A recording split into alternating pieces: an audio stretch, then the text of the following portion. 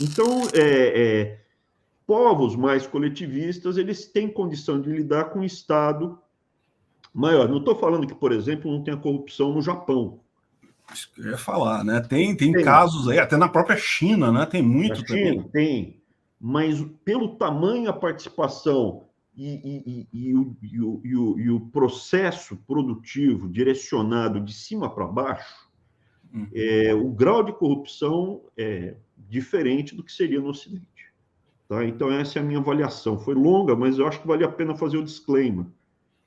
Uhum, não, perfeito, perfeito. Mas então, se você pegar um tamanho de Estado, entre Estado mínimo, médio, grande ou Ciro Gomes, a sua opção é o Estado mínimo, é isso? No Brasil, não tenho a menor dúvida. Eu teria um Estado, o que eu acho. Então, voltando, você tem que adaptar a medicina que você tem ao seu paciente. Não, esse cara daqui pesa 200 quilos, tem 1,90 m, pesa 200 quilos, 30 anos, e aqui tem a minha filha de 11 anos. A quantidade de remédio que eu vou dar para ela é diferente para um e para outro. Um vou dar pouquinho, outro vou dar grande, outro, o cara pesa 200 quilos também, mas ele está com 70 anos e tem 1,5 m. Pô, não, é outra pegada. Então, você tem que adaptar de acordo com a nação. No caso, a gente, né, tem outro. Hoje eu queria falar um pouquinho mais complicado, né? Só porque eu acho que, pelo teu perfil, eu gosto muito do Samuel Huntington. Ele escreveu um livro para mim que é uma obra-prima, que é o Clash of Civilizations, onde ele divide o mundo em civilizações, em culturas. E ele coloca a América Latina como sendo uma cultura própria. E eu concordo com ele. A gente passa por processos semelhantes. A nossa renda per capita, ela é parecida na América Latina, porque nós temos padrões culturais semelhantes. Então, por exemplo, para um país como o brasileiro, que ele tem características ocidentais, mas ele é coletivista, mais do que um anglo-saxão. Eu não acho que... Porque o objetivo final é que nós possamos ser felizes. Esse é o objetivo final, né? Livro-texto. Eu quero buscar a minha felicidade, a minha, dos meus filhos e dos meus netos. E nesse processo de buscar felicidade, se eu for fazer isso sozinho, não vou conseguir, porque vai aparecer um grupo maior, vai me pegar, vai me escravizar, e eu não vou ser feliz. Então, a gente precisa se unir, e nós juntos, né? O princípio de Atenas, ou de um grupo, uma tribo, a gente vai tentar ser feliz dentro de certos acordos que nós vamos fazendo. Pelas características culturais nossas, de país, de nação, a gente precisa ter um sistema único de saúde. Por quê? Porque se a gente estiver andando na rua e o motoqueiro passar e bater a cabeça, você vai falar, não, chama a ambulância aqui para recolher o cara. Eu não quero ver ele morrendo aqui no meio-fio. E aí você abre margem para uma segunda coisa que eu também me sinto incomodado, mas... Então, como tem sistema único de saúde, ele é obrigado a usar capacete. Quando você está se lixando para o próximo, bateu, morreu, problema teu, fez você bobagem, sei que se estoure. Ele pode andar sem capacete e não precisa ter sistema único de saúde. Não, eu entendi a sua premissa. A questão toda é a seguinte: você sabe que a ideia central do libertarianismo, né, do anarcocapitalismo, é a premissa de que você não pode usar violência contra uma pessoa pacífica. Então, se o cara está quieto lá no canto dele, ele não está fazendo nada contra você, não está te atacando, não está agredindo sua propriedade, é antiético você ir lá e tentar cobrar imposto dele, por exemplo, que é exigir um dinheiro, exigir alguma coisa. Sim. Não há nenhum impedimento de haver um acordo entre as pessoas e elas aceitarem a sociedade, assinarem um contrato. Agora, você exigir isso das pessoas é uma coisa complicada, você não acha? Eu acho. Por isso que a minha proposta é a atomização do Brasil.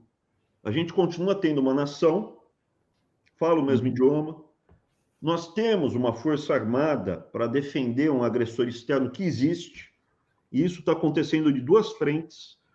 Tem um grande país que está vindo com tudo, está flexibilizando os músculos, está vindo não só no Brasil, mas está vindo espalhando pelo mundo, subornando funcionários, subornando políticos, entrando pesado. Então, a gente precisa ter força armada para uma agressão externa. A gente precisa ter alguma forma centralizada para combater epidemias. Não estou falando essa daqui, que daí é um exagero, mas tipo mosquito. A gente precisa ter um mínimo de Estado centralizado. A partir daí, eu acho que cada indivíduo tem que escolher a cidade, o bairro, a cidade e o estado que quer morar. E no bairro, na cidade, no estado que quer morar, você tem que fazer justamente esses acordos. Como é que vai ser aqui nessa cidade? Como é que vai ser nesse bairro? Como é que vai ser... Teria uma legislação local específica de cada condomínio. ponto. Um condomínio, o indivíduo, as famílias, elas têm que ser soberanas. A casa do indivíduo tem que ser o castelo dela, não pode ser, é inexpugnável. Você não pode invadir, tomar, a não ser que seja uma coisa muito grave. Você não pode interferir na minha vida, na minha família. Ah, não, mas aqui nesse bairro, nesse condomínio, todo mundo vai tomar vacina e vai ter que ter o passaporte vacinal, beleza. E nesse daqui? Não, nesse daqui não. Entendi. A ideia é uma fragmentação grande disso daí. Isso é uma alternativa que muita gente coloca. Mas tem uma outra saída também, que seria você ter a convivência das pessoas com regimes legais diferentes. Você ter empresas privadas, ou vamos imaginar um governo brasileiro com vários governos aqui. Você escolhe, você quer se associar ao governo do Bolsonaro, você paga imposto para o Bolsonaro e obedece às leis do Bolsonaro. Tu quer se associar ao governo do Lula, você paga os impostos do Lula, obedece às leis do Lula. E por aí vai. Aí cada um escolhe o seu, fica o mercado. Você que não gosta de monopólio, não seria uma boa forma de quebrar o monopólio do governo? Eu conheço o seu canal, conheço as ideias anarcocapitalistas. Eu acho interessante você ter essa linha de ideias sendo defendidas, porque elas são, para mim, na minha visão, uma utopia. Então, por exemplo, vamos acabar com o Banco Central, uma das propostas que existem, eu sou contra. Sim. Ah, por quê? Porque hoje os meios de pagamento, a forma, as transações pelo mundo, SWIFT, como é que você vai fazer SWIFT, que são os pagamentos internacionais sem banco? Você não vai rodar, não vai funcionar. Ah, mas você pode fazer um currency board, onde os bancos privados, como era feito antigamente em Hong Kong. Você falou bem, como era feito antigamente em Hong Kong. Né? Deixou de... né? Ainda tem, mas não é mais como é. E as criptomoedas e o Bitcoin? Então, eu particularmente acho, você me perguntou, você é um anarcocapitalista? Não, eu não sou. Perfeito. Você é um libertário? Não, eu sou um conservador. Eu sou um conservador que pega algumas ideias, né, que eu não queria chamar de liberais, né, porque hoje em dia o liberalismo ele foi maculado. O nome liberal foi maculado. Traz algumas ideias, e eu prefiro Hayek a Keynes, mas eu não acho factível você conduzir uma nação com ideias assim. Eu acho interessante ter gente que defenda, porque do outro lado, né, vai ter uma patota defendendo um Estado monstruoso. Tem gente que quer Stalin ainda, comunismo estilo Stalin, né? Uma coisa que já viram que não funciona, mas não quer do mesmo jeito. A gente está vivendo isso hoje. A interferência na sua vida hoje é inacreditável. O pessoal metendo o bedelho. Então, veja, eu sou uma pessoa pragmática, antes de tudo. Onde eu me diferencio intelectualmente, filosoficamente, do liberalismo? Eu desço até o indivíduo. Chega, veja, o liberal, ele não parte desse pressuposto. O conservador parte. O que é o pressuposto do conservador? O ser humano, que é a base, está na Bíblia.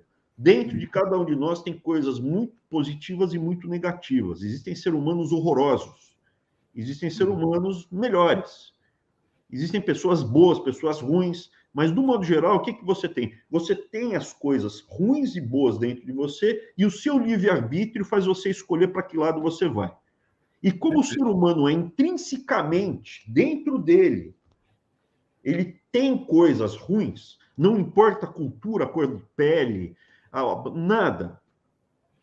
Se você tiver uma cultura, valores, algumas características vão ser potencializadas, outras não. Então, daí o Samuel Huntington vai mostrar que em culturas, algumas culturas mais positivas, a renda per capita para a economia vai ser mais alta, outras vai ser mais baixa, do mesmo jeito. Algumas culturas vai ter mais roubo, outras culturas vai ter menos roubo. O hinduísmo na Índia, pobre, paupérrimo. Eu nunca fui para a Índia. Vários amigos meus, inclusive da MBA, eram da Índia. Você pode andar com Rolex de ouro na rua. O cara com fome e tal, você não vai ser assaltado. Aquela cultura é diferente. Então, veja, mas todos os indivíduos, eles são potencialmente maus ou bons. Alguns muito piores, outros melhores. Esse é o conservador.